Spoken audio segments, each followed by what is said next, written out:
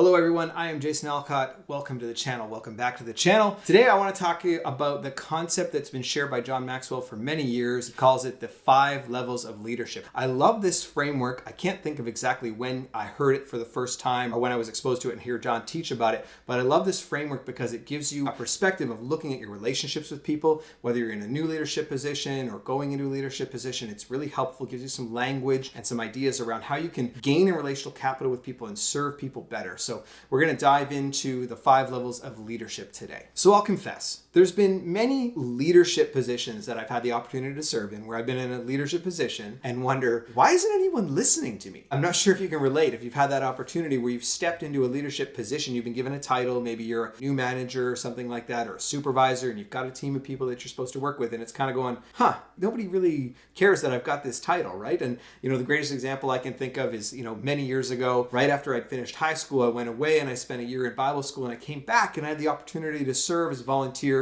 just as a youth leader with my local church. Basically, my role was to come in for, kind of 1 week a night when we had youth group, work with the youth pastor and make sure that the kids didn't kill themselves or each other for those couple of hours that we had them sort of in our care. I think that's, the general job description of a youth leader. And oh, by the way, you should be sowing into these children and making sure that they've got that opportunity to grow their relationship with Christ. First job, keep them alive. Second job, let's build on that relationship with Christ. But it was an amazing experience for me because, while I was going through that, we would break off into these smaller groups and I'd have the opportunity to connect with some young men and we would chat, around whatever the topic was for the week. And very specifically in that instance of being there, I'm the quote unquote youth leader. I've got this position, this title, and it's like no one's listening. And why would they, right? Like I had no relationship with them. I had no relational capital with them, no influence. They didn't know me and they really had no incentive with which to listen to me. And I figured that out very quickly. But I recognized right away that if I could build some relationship with them, if I could find out a little bit about what was going on in their life or anything like that, then I could find ways to relate back what we were talking about as a group, to their own life. And that was how I slowly started to get, some leadership capacity with these young men. And, I didn't do that perfectly, failed, miserably, lots of learning in that, but it was sort of the best example. I was the quote unquote leader of this, group of young men to have a conversation, but they didn't listen. Why would they listen? I had no influence with them. So that leads us to the first level of the 5 levels of leadership. And so the first level of leadership is position. It's all about the title. It's all about something that you've been handed, some sort of opportunity you've been handed, maybe by a boss or by whoever's putting together the volunteers in your church or whatever it is in your organization, your community, and you're the leader, you're the manager. But it's positional. Basically, all of your influence in this position is actually not your influence. It's the influence of the person that's given you that title. You actually have no relational capital or anything. So you're actually sort of borrowing their influence because you have this new title. Now, the thing is everybody starts out here. This is where you start out in every relationship. This is where you start out in every opportunity to lead and to serve people. When you're in this position, people will only follow you as far as they have to. So if you're in a job position, they'll only follow you as far as they have to so they don't get fired, right? You don't actually have any relationship capital with them yourself. You're borrowing the influence of the person that gave you the role. The key thing in this position is to recognize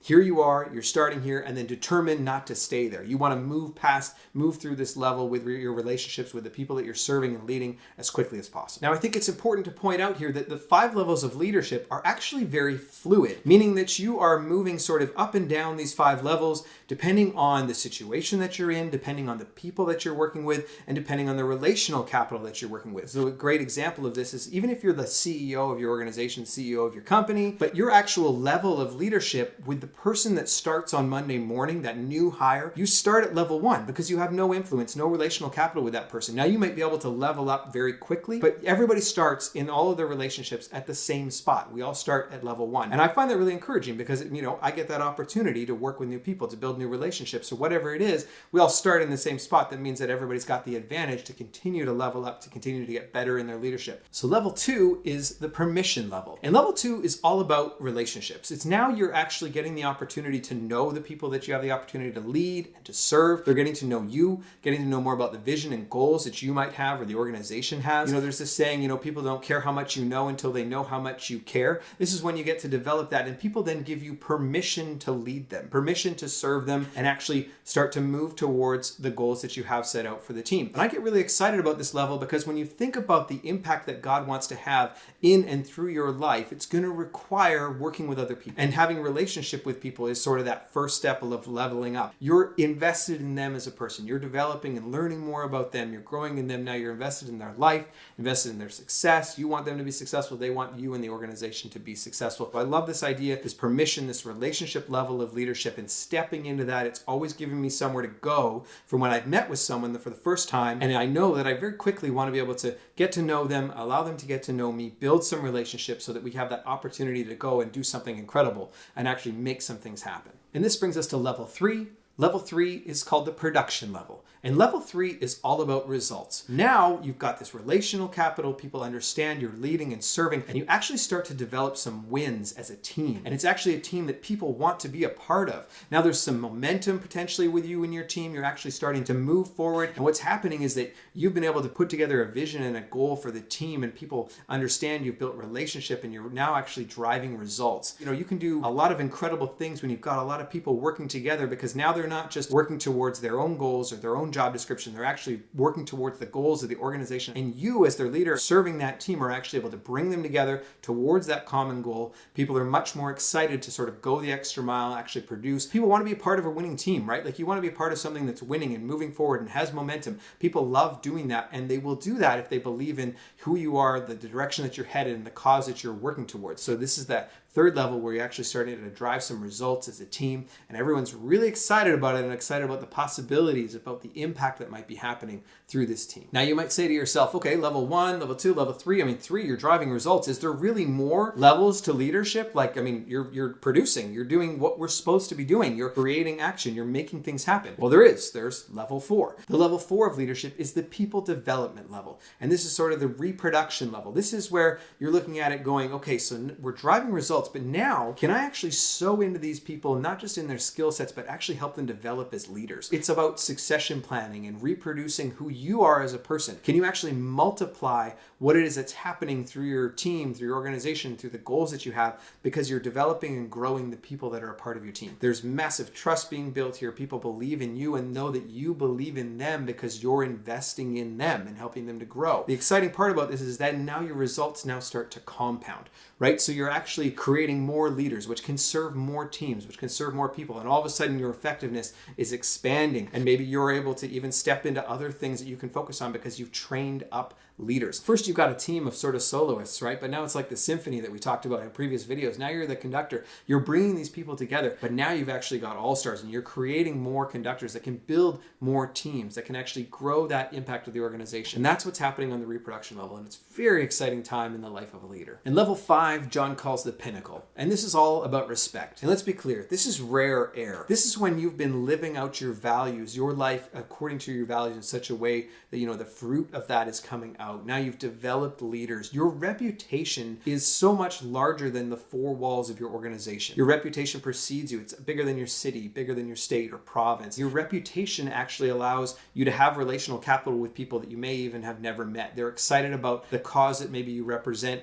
or the direction that you're heading, and that people want to be a part of that. Think about people like a Billy Graham. Think about a Nelson Mandela. We talked about Princess Diana. There were people that rallied around the causes that she was a part of, that she was giving direction to, that she was shining a spotlight on, not because they had a personal relationship with her, but because they had a respect because of the influence that she had on a global scale. This is someone that has sort of reached a pinnacle in that sort of leadership capacity to be able to go forward and to make an impact. And I love that there's always this goal out there. At least for myself, I'm going, well, there's this pinnacle. There's always another opportunity for me to level up my leadership. There's always a step for me to continue to grow and continue to push towards. So I love this framework. I love these 5 levels. Now here's a couple of things to keep in mind. The 5 levels of leadership isn't really just about when you're in a leadership position. It actually pertains to every area of your life where you have relationships, because you are on a different level of leadership with every person that you have a relationship with. You either have sort of a position with them, or you have a relationship with them, or you've actually worked together such a way as a team that you're actually able to drive results,